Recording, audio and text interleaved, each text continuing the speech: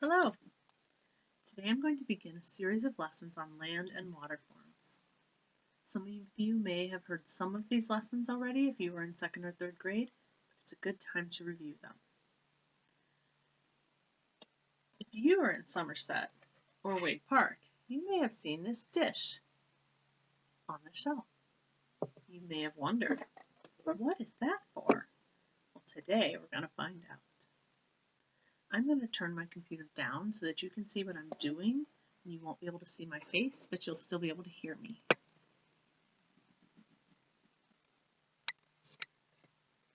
Imagine with me that we are ants, and this is a beautiful landscape where we might be on vacation, enjoying the sunshine, looking at the mountains,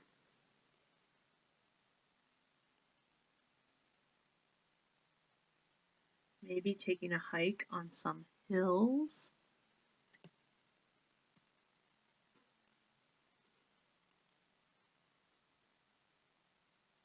and maybe just sitting and reading a book, when suddenly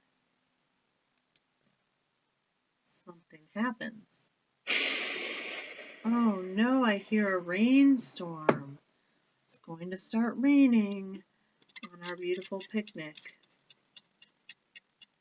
As it rains, you notice something.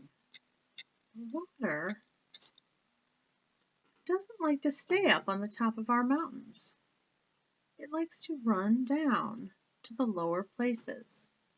And that is what water does. It's one of water's jobs, to always go from higher to lower. Now, sometimes it takes a little while. You can see a couple of these dots sitting up on the top.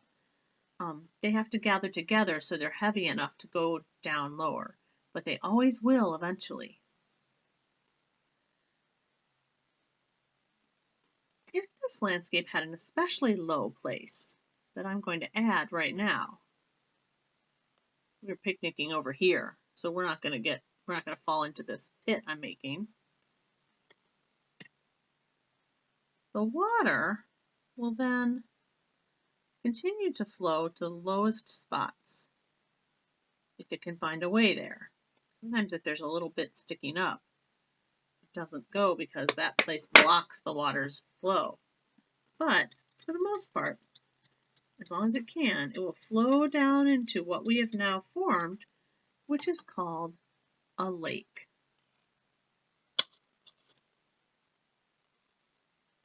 A lake is a body of water entirely surrounded by land. Now, the opposite of a lake is a body of land. Here's my cutout from our other. That is entirely surrounded by water. And you see the water doesn't want to stay up on the top of my island. It flows down into the water.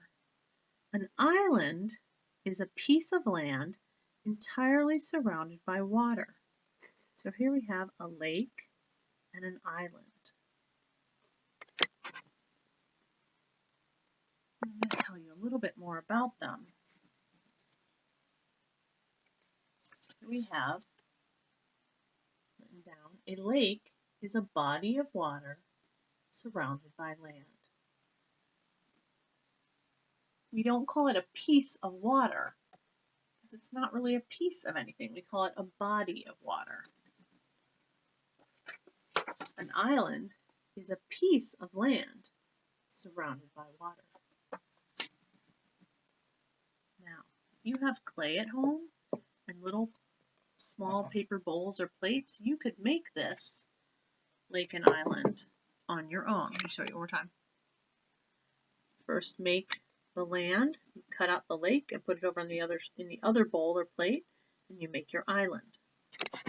Use some water. Might be best to do it outside so you don't make a mess. I had to record this a couple times because the first couple times I did make a big mess.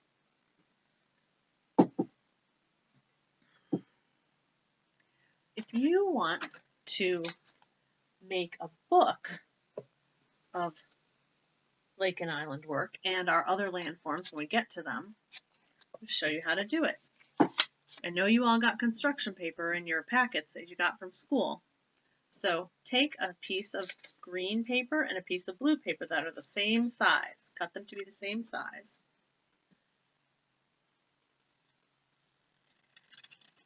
And then cut out a big circle, or you can make it funny shaped. You can add a little, make mine like that. Put them together and cut that out of both at the same time. Then when you take your piece of land and then you take the blue inner piece, put it in there, now you have, when you glue it down, you make sure these pieces go together so that the lake is entirely surrounded by land and you have a lake. You put the green one in the blue one. You can use brown for the land too if you want. Any color that you feel that land is. Put the lake inside the water, an island inside the water, and now you have an island. And you can glue them down into your notebook that you got from school. But I don't have any glue here. So I'm just going to show you. If I glued it down, it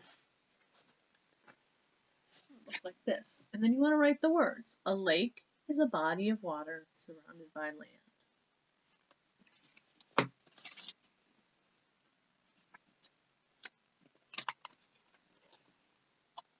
An island is a piece of land surrounded by water. And when you put them together, and if you keep going when we do our other land and water forms, it will look like this.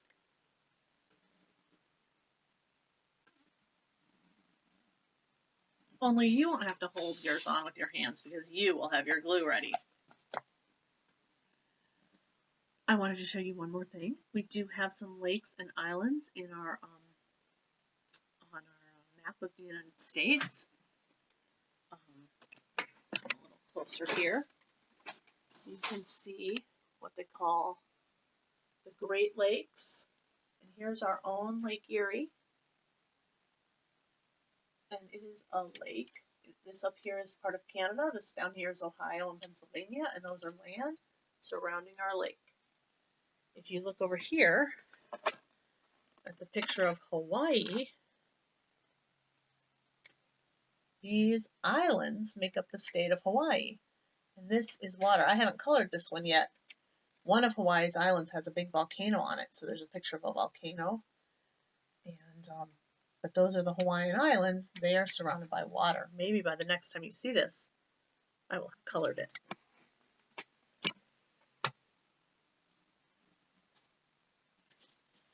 So, make your own lakes and islands out of paper or clay or anything. You could use dirt and mud in your backyard.